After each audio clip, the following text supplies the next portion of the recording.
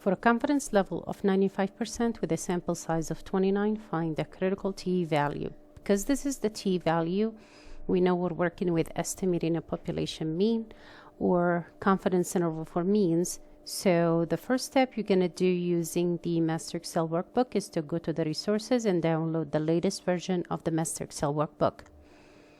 When it downloads, you're going to enable editing, and then you're going to go to confidence interval for means.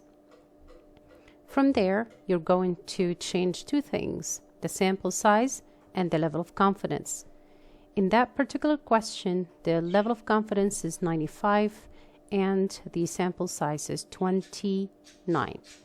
So I will change the sample size to 29 and the level of confidence to 95 because the t-critical depends on the sample size.